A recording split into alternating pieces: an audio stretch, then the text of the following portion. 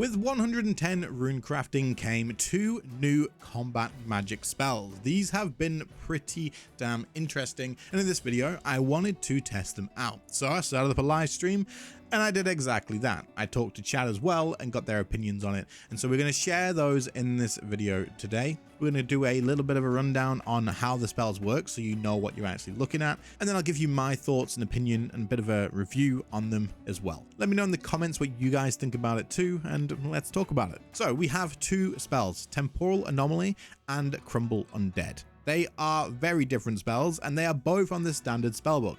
Temporal Anomaly is the first one that we're going to talk about. What this does is it allows you to cast it similar to Animate Dead and Darkness. In fact, it actually overwrites the slot for that. You can't have Animate Dead or Darkness active while you're using Temporal Anomaly. And it also lasts 12 minutes, just like those 2 abilities do as well. Simply put, the effect of the spell allows you to have a chance at resetting the cooldown of any magic ability that you use. This doesn't apply, however, to Sunshine, Metamorphosis, and any weapon special attacks. But everything else is on the table and able to be reset. For example, you can have Omnipower reset as soon as you use it. You can have Wild Magic reset, Asphyxiate, Magma Tempest if you use the targeted one and not the one where you put on the ground. All of these have the chance to be reset. Now, the way this works is you will get a percent given to you on how often this can happen based on the magic power armor damage bonus that you get. So for example, having Elite Tectonic is going to be your best option right now to reach the max percentage. The most you can get at the moment is 15%, and the spell actually caps out at 20%. I assume this is because it's probably going to be scaled to the new power armor that we are going to be getting later in the year with a Mascot, which was confirmed on the roadmap. So we can't reach the full 20% yet. We can reach 15% if using enhanced Care About Wrist Wraps and the upgraded Blaster Fusion boots from Raksha as well, along with full Elite Tectonic. So having a 15% chance to have any of your abilities that you cast be completely reset sounds pretty strong. Now, of course, the upside to this is pretty simple. If you use an ability and it resets, you can use it again and you can get a crap ton more damage from it. Now, certain abilities such as Omnipower, for example, can be reset, but you need to keep in mind the high adrenaline cost of these. These are going to be pretty hard to spam back to back, especially back to back to back if you get that lucky. So you'll always have to keep in mind your adrenaline when you use them. The amount of damage burst that you can get out of these resets is actually really nice. It's worth mentioning that the Magma Tempest does actually stack if you have one on top of the other. So if this does reset and you are using the actual targeted one and not the one on the ground, then when this does reset, you can cast it again and they will stack together, unlike the other bleeds. And then of course, another great thing to keep in mind is because of your basic attacks can also reset as well. If you're using like the Staff of Armadyl special attack too, you can have like back to back greater concentrated blast. You can just keep firing this thing off, and we know that this is one of the best abilities to use with the Staff of Armadyl because of the increased crit chance. So you can fire them off a lot more and it can end up being a lot of damage. Not to mention being able to use Wild Magic back to back, Asphyxiate for the extra stuns as well, to be able to stun lock things in place. It's all really nice, but of course it is all RNG. So let's talk about the sort of downsides or the negatives of this. Not really negatives, but the things that I think maybe need a little bit of attention. First of all, magic is now very heavily RNG based. You're going to have some kills where you reset all of the perfect things and you throw Wild Magics off all the time. You get Omnipower reset at the perfect time and Magma Tempest resets too, and you're going to have insanely good damage. But then you're going to also have some kills where none of the things that you want to reset do, and it just kind of feels a little bit meh. While the damage will be comparable to how it was in the first place before this got added, because technically this is just free stuff for nothing, like it's free, so it's only a bonus, right? It's still worth keeping in mind that we're basically going back to when we had the Staff of Armadyl be kind of inconsistent. You would have kills where you absolutely blow up a boss, and then you have kills where it kind of like you don't pop off and you just kind of feel a little bit weak. RNG kind of sucks for RuneScape is what I'm trying to say. Combat and RNG in RuneScape, I don't know. I don't think it really fits that great. But again, this is free stuff for nothing, so it's still a buff. Another issue with this that doesn't seem to have been addressed, considering the fact that with the Tier 95 dual wield weapons this was addressed, is bleed attacks. Bleed attacks, when they reset, cannot be reapplied immediately if the bleed is still being applied, because you can't stack bleeds. If you use another bleed on top of it, it just adds the duration to it. For example, you can't have 2 sets of combust running through damage. If you have one and it's used 3 of the 5 hits and then you use it again, it'll just go back to 5 more hits and it'll wipe the other ones. The tier 95 dual wield weapons, the Row of Awakening and Ode to Deceit, take this into account, and if you reset your bleed with these, it immediately deals all of the damage, and then if you use it again, it's ready for that to apply again, and it's not a waste. But unfortunately, with the Temporal Anomaly, if you actually reset a bleed, you need to check if you can reuse it or not, because if you do press it again straight after getting a reset, it's actually a waste of an ability. It's a waste of damage, and you've pretty much done nothing because all you've done is reapply the bleed and got like, what, 1 more tick out of it. It's really not worth it. Now, there is an upside to still being able to reset bleeds and not have them deal all the damage. You don't have to cast them again straight away. It's something that I will talk about again in a minute as well, but it is still something that feels a little bit clunky. Now, for me, the biggest downside to this whole thing is that it is missing an audio or a visual cue for resets. I think this really needs something to trigger the awareness that you've just reset your ability. It needs to be an audio cue in game, or it needs to be some sort of visual cue on the screen for you to see and notice straight away. Because as soon as you press an ability and it fires off, it is going to reset if it does, right? If you had something that popped up, or like some sort of animation that was clear and easy for you to see, you would know what ability actually reset. However, at the moment, you have to basically be watching all of your cooldowns. You have to look and see, did that ability reset or did it not? Which pulls your eyes away from the fight and away from the game. And you don't want to be looking at your ability bar while PvMing. That's not something you want to do. You actively spend time learning and practicing PvM to not have to constantly watch your ability bar while PvMing. But this kind of brings you back to doing that. So this really needs some sort of visual and audio cue. It needs both, because some players don't use audio when playing. It needs a visual and an audio cue to let you know that the ability you just used has actually reset. This would be such a massive addition and make this feel way more smooth to be able to use. Someone in chat actually said, what about like a fast ticking clock sound effect that could happen? You could also have maybe the same sort of thing, like a very faint clock, like come up on screen and sort of just to show that it has actually reset. This could actually work too, or anything. Your character could glow like green, maybe you get like a burst of energy come out your character, just so that you know that the ability you just pressed, because you know what keybind you pressed last, right, has actually been able to be reset and is usable again. By far, this is the biggest thing that I think this needs to have added to it. And I really hope that Jagex does add a cue to this, because I think it's really important. Okay, so as for actually using the spell itself, I didn't really see a massive increase in damage, but it's worth mentioning that I've only just picked it up and I was being distracted by watching my abilities to see if they've reset. I wasn't doing things that I would normally do. I wasn't using like my sunshine at the right times, and I wasn't using the right abilities at the right time. Sometimes I would find myself out of adrenaline because, hey, look, Omni Power refreshed, use it again. And then I'm like, wait, I have no adrenaline. I need to use, I can't do anything. So it's going to take some getting used to.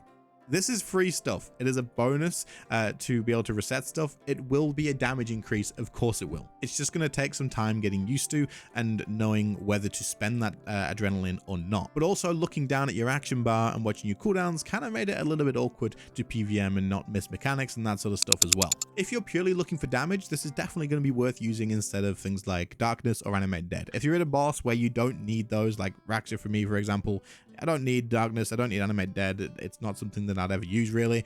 I would much prefer to have this. Places like Zamorak though, it may be worth just taking like Darkness or Animate Dead with you if you find that you take a lot of damage. Another thing that I think is definitely worth keeping in mind too when using this spell is don't necessarily feel like you have to recast spells that reset straight away. If you use Omni Power and it resets, you don't have to cast it again straight away to get it on cooldown, because again, you may not have the adrenaline. It's still a 30-second cooldown. So if you don't use it in the next 10 seconds, but then you use it again, you still save 20 seconds on that cooldown, and it's still a big damage increase.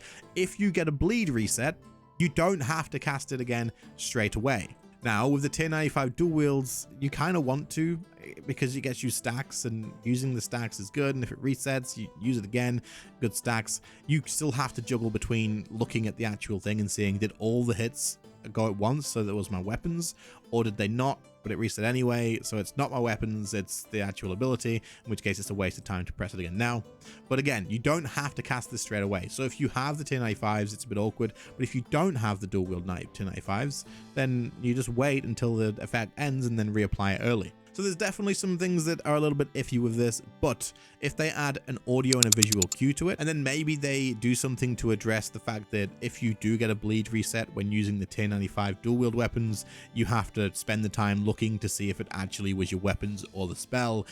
Maybe it's a different sound effect, or maybe they just don't reset from the ability on bleeds if you're wielding those weapons. I don't know. Then I think this would be a hell of a lot easier and more enjoyable to use. And the only other reason that I don't like this sort of addition to the game, which we're going to end on with this spell, I promise, is there's so many things to remember these days. There's so many things. You have to remember your aura, your familiar timer, whether your familiar has freaking scrolls or not, your overload timer, your prayer renewal timer, your grimoire, is it turned on? Do you have duration left in it?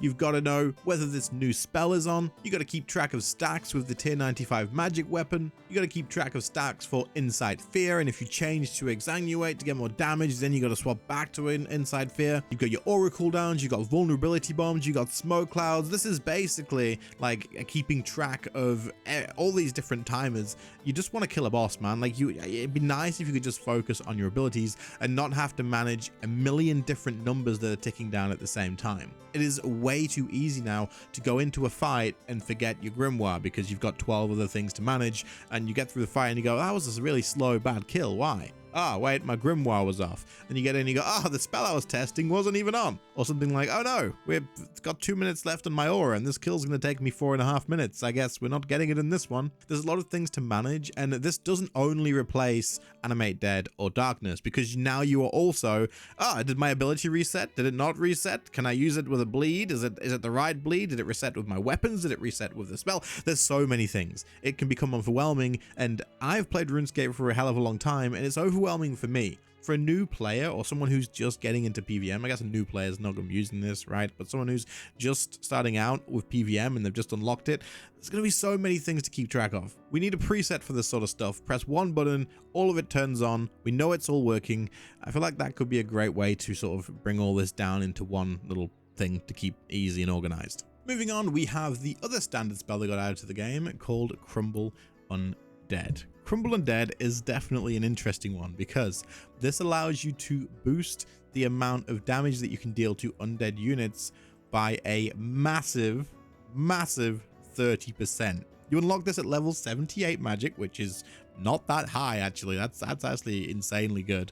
But it is an earth-based spell, and it uses only 1 time rune and 4 air, 4 earth, and it will increase your damage by 30% against undead units. So I tested this at Vorkath. Now, Vorkath with magic has always been pretty rough. It's not something that you ever really wanted to do, but because it's an earth-based spell, you can actually combine this with Crib Bloom to get increased effects and damage reduction from that. Because when you use Crib Bloom armor and Animate Dead, you actually increase the amount of damage reduction that you get if you're using a earth type spell. So thanks to someone from chat with their genius reminder, this actually was kind of interesting to check out. So I chucked on my Crib Bloom armor, I used Animate Dead, got my Salve Amulet E, got my Undead Slayer ability and all that sort of stuff, and off we went to Vorkath. Now I tried this in normal mode and it actually was fine. You take very little damage and you can just blow up the boss because the damage that you deal is insane. The extra 30% plus the undead ability plus the undead perk from your armor and the Salve Amulet, you're just murdering him. Magic is insanely good here now with this spell, and normal mode Vorkath, you could probably kill Vorkath before he even can fly away. You probably could. I really didn't realize what I was doing in this first fight that you can see here. I don't think I used my undead ability at all until maybe like right at the end when I was like panicking. I was like, oh crap, I didn't use it. Yeah, you could probably blow up Vorkath insanely fast and not even have him fly away. Now, normally in normal mode with Vorkath, you let him fly away and then you do all the damage to Zamoragal, and you can actually kill him before Vorkath comes back, giving you a normal mode skip. you could probably kill Vorkath before he flies away with magic and then just focus on Zmorgul. And that way, I guess it's kind of a skip, but you just get rid of Vorkath really, really fast. Afterwards, I moved on to hard mode. Hard mode was actually really impressive too. Now, the background footage, let me explain. It's a disaster. It's terrible. It's all over the place. Hard mode Vorkath is so hectic. Trying to remember everything else that I was doing and bringing magic here instead of necromancy. When I do hard mode Vorkath with necromancy, it is always a very set rotation. Jump in, press the exact same buttons at the exact same time, stand in the exact same places. It is what it is. And I kind of like taught myself that in a set way. One, I've not done that in ages, but two, with magic, I didn't even know what to do. I can't use Tsunami because I don't have Insight Fear and many other things as well. So I was just kind of hoping. But the damage, it's crazy. You can still do a hell of a lot of damage to Vorkath, just like you can with Necromancy, if not more, actually. And with a working out an actual rotation and bit of practice, I actually think magic could be very competitive for the best style to use here now. The Crypt Bloom armor makes it actually really hard for you to take much damage. I'm split souling the whole time in the background, but I actually do think that Protect from Necromancy would probably be the better option. That plus a Reaver, you would probably be absolutely fine. But the amount of damage you're getting out of this spell is actually insane, and honestly is not something to be too shocked about. 30% bonus damage is obviously a massive number, and hopefully this means there's something coming out in the future where this has a lot of use, which means maybe magic is going to be super useful in the future as well. But the fact that this is also an earth spell means that you're insanely tanky. You can do a crap ton of damage to undead units. I'd say this probably makes magic one of the best styles to consider when taking on undead targets. So that's the two spells and the testing that I've done so far. Of course, I'll be using the Temporal Anomaly spell for the foreseeable future at any places that I don't desperately need the damage reduction. So expect more on that in the future, maybe if I figure out a lot more to cover. But I just wanted to give like my initial thoughts on it and a little bit of feedback and stuff. I really genuinely think that the audio and visual cues are important and really need to be added, so hopefully that does happen. But otherwise it's pretty good. It's free stuff. Look, you can't really complain too much, and it's going to take a little bit of time getting used to. Let me know what you guys think about it in the comments down below, but other than that, I'll catch you all in the next one. Thanks for watching. See you later, guys. Bye.